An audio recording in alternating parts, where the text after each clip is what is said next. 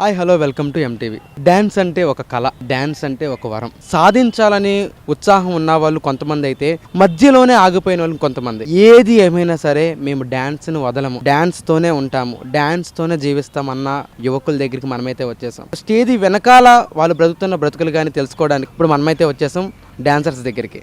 Only మీ యొక్క టాలెంట్ను బట్టే, మీ యొక్క టాలెంట్ని చూసుకొని ప్రోగ్రామ్ నచ్చితే కనుక నెక్స్ట్ ప్రోగ్రామ్ ఇస్తారు. ఇంత కష్టపడతారు, మీకు ఎంత రెమ్యునరేషన్ వస్తుంది? బాయ్కి 1500.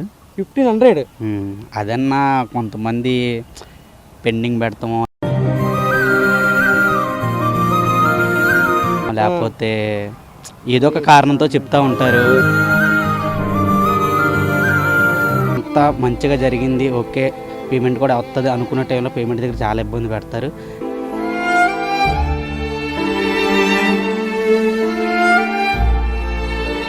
కానీ ఏది వచ్చినా సరే డాన్స్ని అయితే మేము వీళ్ళు ఇవ్వట్లేదు, మన టాలెంట్ డల చేసేద్దాం అని అయితే ఇది ఉండదు. వాళ్ళు ఇచ్చిన ఇవ్వకపోయినా మా టాలెంట్ మేము చూపించి జనాలందరినీ ఎంటర్టైన్మెంట్ చేసి మేమైతే హ్యాపీగానే ఉంటాం. కానీ మాకే పెట్టే ఇబ్బంది ఏంటంటే పేమెంట్ దగ్గర ఒకటి. వెళ్ళాము, డీకి చేసాము, శ్రీదేవి చేసాము, కానీ ఏంటంటే అక్కడ అమౌంట్ లేక టాలెంట్ వరకు అయితే మేము వెళ్తాం. ఇంకా అమౌంట్ ఎవరైనా బయట వచ్చి ఎంత ఇస్తున్నారా వాళ్ళకి తెలిసిపోద్ది. ఏంటంటే టీవీలో చేసారు వీళ్ళకి ఎంతో కొంత వస్తాయి, ఎంత ఇస్తారని అడిగితే వాళ్ళు ఏమి ఇవ్వరు.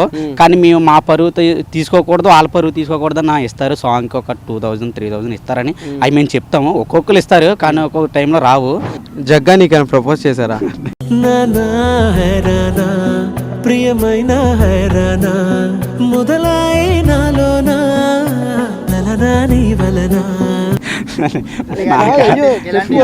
లేదు లేదు రాధా నా అందగాడ అందాల చిన్నవాడు రాధా